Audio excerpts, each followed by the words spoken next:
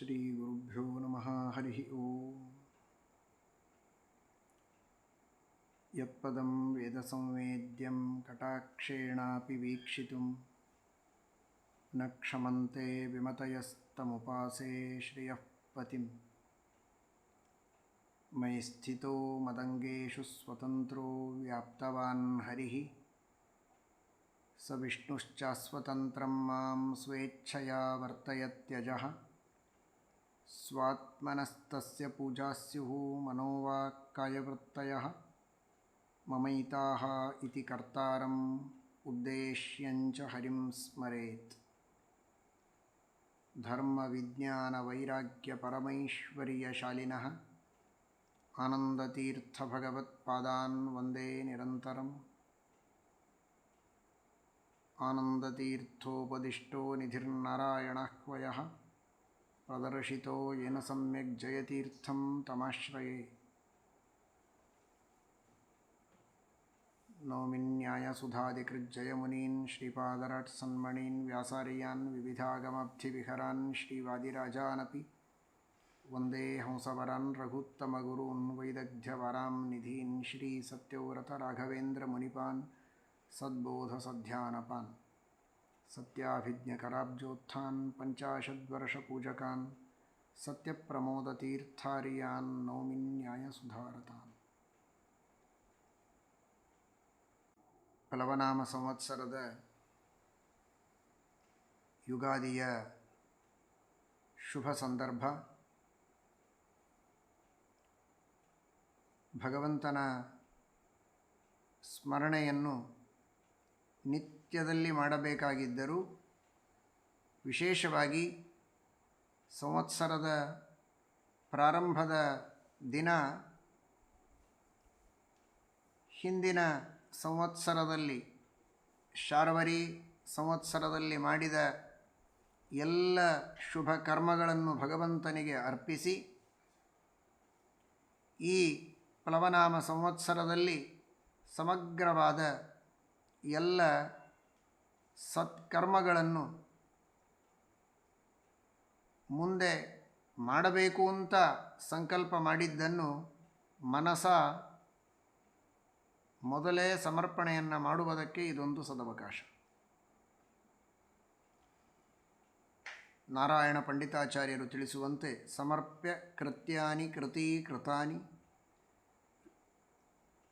ವ್ಯಾಸಾಯ ಭೂಮ್ನೆ ಸುಕೃತಾನಿ ತಾವತ್ ಕರಿಷ್ಯಮಾಣಾನಿ ಚ ತಸ್ಯ ಪೂಜಾಂ ಸಂಕಲ್ಪಯಾಮಾಸ ಸ ಶುದ್ಧ ಬುದ್ಧಿ.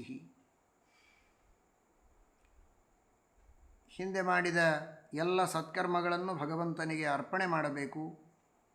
ಇನ್ನು ಮುಂದೆ ಮಾಡುವ ಸತ್ಕರ್ಮಗಳನ್ನು ಸಂಕಲ್ಪಪೂರ್ವಕವಾಗಿ ನಾವು ಭಗವಂತನಿಗೆ ಮೊದಲೇ ಸಮರ್ಪಣೆಯನ್ನು ಮಾಡಬೇಕು ಅಂತ ವಾಯುದೇವರು ಆ ರೀತಿಯಾಗಿ ಮಾಡಿ ನಮ್ಮೆಲ್ಲರಿಗೆ ಮಾರ್ಗದರ್ಶನವನ್ನು ಮಾಡಿದ್ದಾರೆ. ಭಗವಂತನ ಬಹಳ ದೊಡ್ಡ ಕಾರುಣ್ಯ ಇದು. ನಮಗೆ ಗೊತ್ತಿದ್ದದ್ದು, ಗೊತ್ತಿಲ್ಲದೇ ಇರೋದು, ನೆನಪಿನಲ್ಲಿರಬಹುದು, ಇಲ್ಲದೇ ಇರಬಹುದು.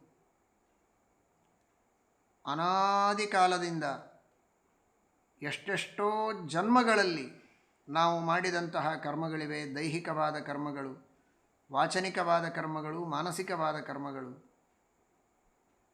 ಇನ್ನು ಮೋಕ್ಷ ಆಗುವವರೆಗೆ ಕೋಟಿ ಕೋಟಿ ಜನ್ಮಗಳಲ್ಲಿ ಎಷ್ಟೋ ಕರ್ಮಗಳನ್ನು ನಾವು ಮತ್ತೆ ಮಾಡುವವರಿದ್ದೇವೆ. ಆ ಹಿಂದಿನ ಎಲ್ಲ ಕರ್ಮಗಳನ್ನು, ಮುಂದಿನ ಎಲ್ಲ ಕರ್ಮಗಳನ್ನು ಇಂದೇ ಭಕ್ತಿಪೂರ್ವಕವಾಗಿ ಭಗವಂತ ಎಲ್ಲವನ್ನು ನೀನೇ ಒಳಗಿದ್ದು ಮಾಡಿಸುವಿ, ಅವುಗಳಿಂದ ನೀನೇ ಪ್ರಸನ್ನನಾಗಿ ಅನುಗ್ರಹಿಸುವಂಥ ಎಲ್ಲ ಶುಭಕರ್ಮಗಳನ್ನು ಇವತ್ತೇ ಸಮರ್ಪಣೆ ಮಾಡಿದರೂ ಪರಮಾತ್ಮ ಅದನ್ನು ಸ್ವೀಕಾರ ಮಾಡ್ತಾನೆ. ನಾಳೆ ಸಮರ್ಪಣೆ ಮಾಡಿದರೂ ಮತ್ತೆ ಸ್ವೀಕಾರ ಮಾಡ್ತಾನೆ. ನಾಡದ್ದು ಮಾಡಿದರೂ ಸ್ವೀಕಾರ ಮಾಡಿ ಅನುಗ್ರಹವನ್ನು ಮಾಡ್ತಾನೆ. ಇದು ಆ ಭಗವಂತನ ಕಾರುಣ್ಯ. ಅಂತಹ ಒಂದು ದೊಡ್ಡ ಅವಕಾಶವನ್ನು ಭಗವಂತ ನಮಗೆ ಕರುಣಿಸಿದ್ದಾನೆ ಅಂತ ಶ್ರೀಮದ್ ಆಚಾರ್ಯರು ತಿಳಿಸಿಕೊಡ್ತಾರೆ. ನಾರಾಯಣ ಪಂಡಿತಾಚಾರ್ಯರು ಕೂಡ ತಿಳಿಸಿಕೊಡ್ತಾರೆ. ಆ ರೀತಿಯಲ್ಲಿ ನಾವು ಹಿಂದಿನ ಅನಂತ ಜನ್ಮಗಳಲ್ಲಿ ಮಾಡಿದ ಕರ್ಮಗಳನ್ನು, ವಿಶೇಷವಾಗಿ ಈ ಶಾರ್ವರಿ ಸಂವತ್ಸರದಲ್ಲಿ ಮಾಡಿದ ಕರ್ಮಗಳು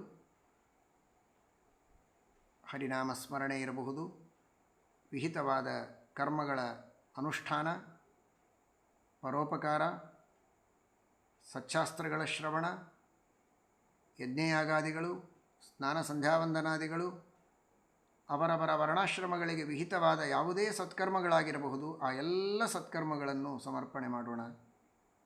ಅದರಂತೆ ಪ್ಲವನಾಮ ಸಂವತ್ಸರದ ಮೊದಲನೆಯ ಯುಗಾದಿಯ ದಿನ ಈ ಸಂವತ್ಸರ ಇದು ಶುಭ ಸಂವತ್ಸರವಾಗಲಿ.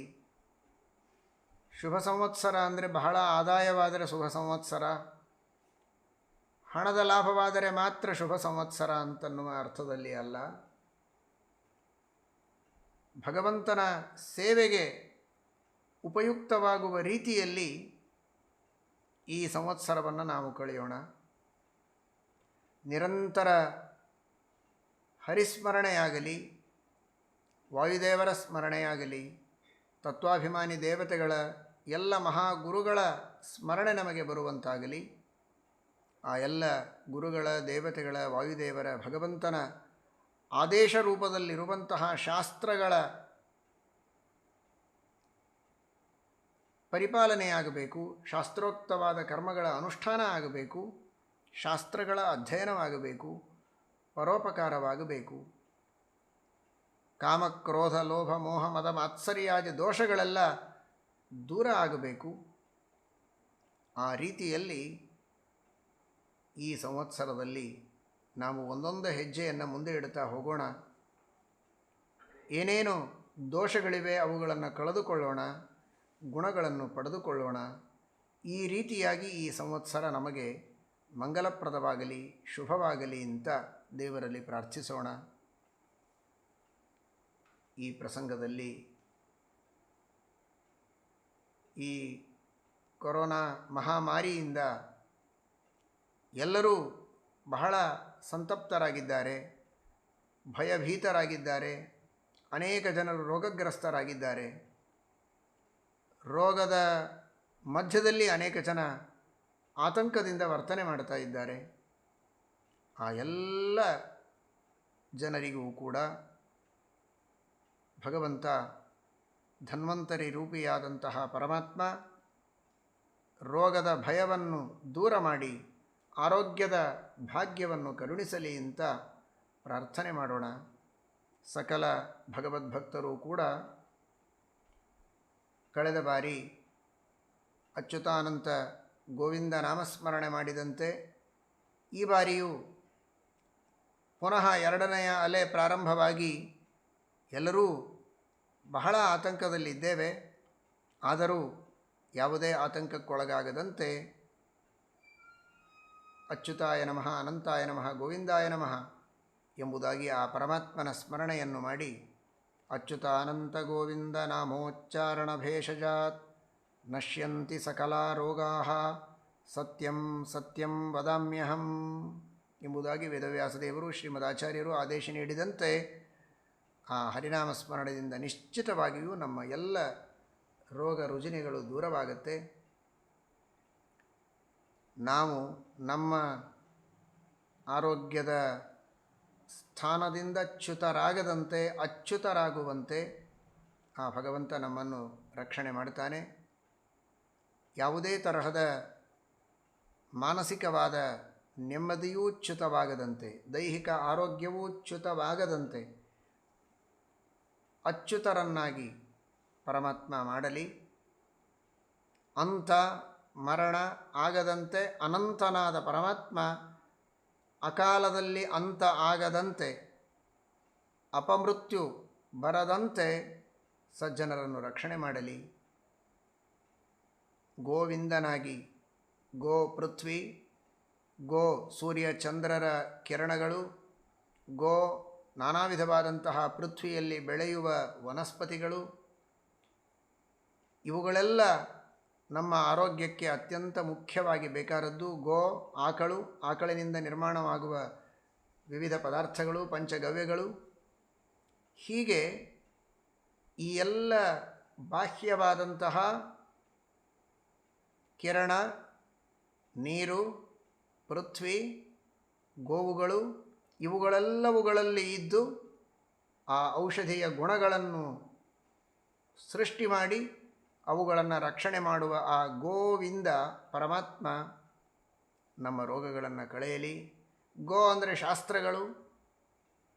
ಆ ಶಾಸ್ತ್ರಗಳಿಂದ ಪ್ರತಿಪಾದ್ಯನಾಗಿ ಶಾಸ್ತ್ರಗಳನ್ನು ಉಪದೇಶ ಮಾಡುವ ಶಾಸ್ತ್ರ ಪ್ರತಿಪಾದ್ಯನೂ ಆದ ಪರಮಾತ್ಮ ನಮಗೆ ಆ ಶಾಸ್ತ್ರೋಕ್ತವಾದ ಕರ್ಮಗಳ ಅನುಷ್ಠಾನವನ್ನು ಮಾಡಿ, ಶಾಸ್ತ್ರೋಕ್ತವಾದ ಭಗವಂತನ ಮಹಿಮೆಗಳ ಅನುಸಂಧಾನವನ್ನು ಮಾಡಿ, ಮನಸ್ಸಿನಲ್ಲಿರುವಂತಹ ಕಾಮಕ್ರೋಧಾದಿ ದೋಷಗಳನ್ನೂ ಕಳೆದುಕೊಳ್ಳುವಂತೆ ಆ ಗೋವಿಂದ ನಮ್ಮನ್ನು ಕಾಪಾಡಲಿ ಅಂತ ಪ್ರಾರ್ಥಿಸಿಕೊಳ್ತಾ, ಅಚ್ಯುತಾಯ ನಮಃ, ಅನಂತಾಯ ನಮಃ, ಗೋವಿಂದಾಯ ನಮಃ ಅಂತ ಭಕ್ತಿಯಿಂದ ಎಲ್ಲ ಸಜ್ಜನರು, ಪುರುಷರು, ಸ್ತ್ರೀಯರು ಆ ಭಗವಂತನ ಸ್ಮರಣೆಯನ್ನು ಮಾಡಿ ಪರಮಾತ್ಮನ ಅನುಗ್ರಹವನ್ನು ಪಡೆಯಿರಿ.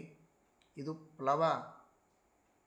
ನಾವೆಲ್ಲ ಸಂಸಾರದ ಸಾಗರದಲ್ಲಿ ಮುಳುಗಿದ್ದೇವಲ್ಲ, ಮುಳುಗಿದಂತಹ ನಮ್ಮನ್ನು ದಾಟಿಸಿಕೊಂಡು ಹೋಗಬೇಕು. ದಾಸರು ಹೇಳುವಂತೆ ಈಸಬೇಕು, ಇದ್ದು ಜಯಿಸಬೇಕು ಅಂತ. ಹಾಗೆ ಈ ಸಂಸಾರ ಸಾಗರವನ್ನು ದಾಟಿ ನಾವು ಆಚೆಗೆ ಹೋಗಬೇಕಾಗಿದೆ.